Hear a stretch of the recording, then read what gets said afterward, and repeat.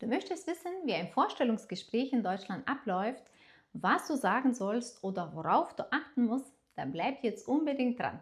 Denn heute erzähle ich dir ganz einfach, wie ein Vorstellungsgespräch hier in Deutschland oft abläuft, welche Fragen häufig kommen und ja, was meistens einen guten Eindruck macht. Hi, ich bin Daiwa und ich erkläre hier alles rund um Deutschland so einfach wie möglich. Also schauen wir uns das jetzt zusammen an. Also erstmal, viele machen sich viel zu viel Stress wegen ihrem Deutsch. Aber ganz ehrlich, ja, die meisten Firmen erwarten gar kein perfektes Deutsch. Vor allem nicht, wenn sie wissen, dass du aus dem Ausland kommst. Natürlich helfen auch gute Sprachkenntnisse, super. Aber ja, aber oft achten Firmen viel mehr darauf, wie du wirkst, wie freundlich du bist und wie gut du vorbereitet bist und wie motiviert du auch bist. Und genau da fängt es eigentlich schon an. Also zum Beispiel Vorbereitung ist in Deutschland wirklich, wirklich wichtig.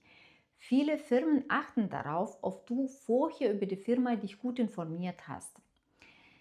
Dann ist natürlich super wichtig die Pünktlichkeit. In Deutschland sollte man lieber etwas früher kommen als zu spät. Ich würde so sagen, so ungefähr 10 Minuten solltest du schon vorher da sein.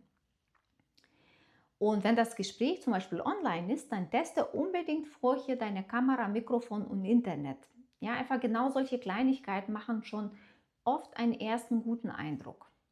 Dann kommt ein Thema bei vielen, die so unsicher sind. Was sollte man einziehen? Das hängt aber wirklich von Job zu Job ab. Bei Bürojobs zieht man meistens etwas formeller an, also zum Beispiel Hemd, Bluse oder Bläser. Aber wenn du zum Beispiel irgendwo in der Pflege arbeitest, irgendwo Lager, Gastronomie oder Handwerk, das ist deutlich lockerer dann.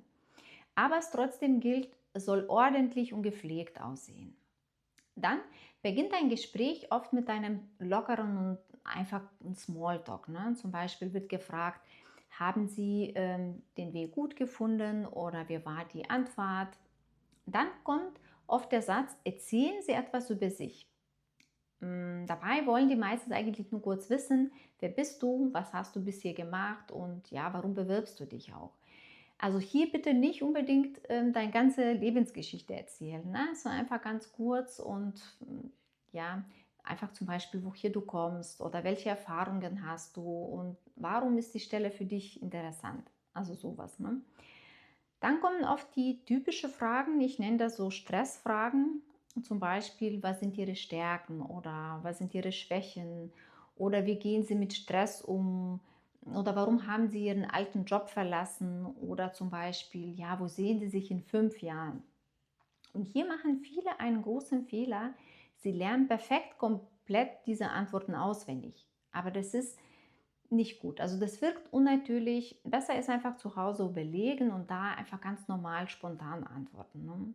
Und bei Schwächen bitte nicht sagen, ich habe keine Schwächen. Also das kommt nicht gut an. Es ist einfach unrealistisch. Man kann einfach ehrlich einfach sagen, zum Beispiel, ja, irgendwas nennen, woran man gerade arbeitet. Zum Beispiel, ja, mein Deutsch ist noch nicht perfekt, aber ich verbessere mich jeden Tag. Ja, sagen, oder du kannst einfach sagen, am Anfang bin ich etwas zurückhaltend oder sowas. Und was bei internationalen Bewerbern wichtig ist, also hab keine Angst, also dass deine Sprache nicht gut ist. Viele Firmen in Deutschland arbeiten inzwischen international, also besonders in IT oder Pflege, auch Technik, ja oder generell in großen Unternehmen.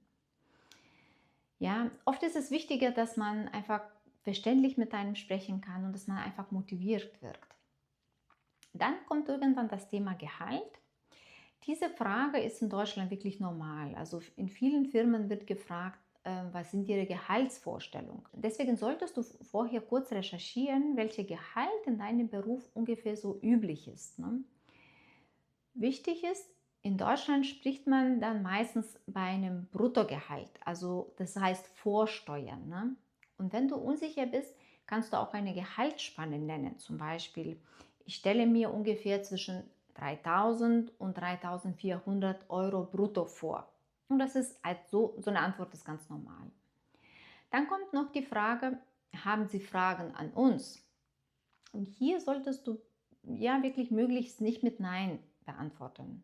Du kannst zum Beispiel sagen, ja, wie läuft die Einarbeitung ab, wie sieht ein normaler Arbeitsalltag aus oder wie groß ist das Team oder zum Beispiel du kannst sagen, wie geht der Bewerbungsprozess dann weiter. Das zeigt einfach, dass du Interesse hast. Ne? Und noch ganz wichtig ist, red nicht schlecht über deinen Arbeitgeber, also deinen alten Arbeitgeber und den Kollegen, auch wenn du schlechte Erfahrungen gemacht hast. Das kommt hier in Deutschland bei Bewerbungsgespräch echt nicht gut an.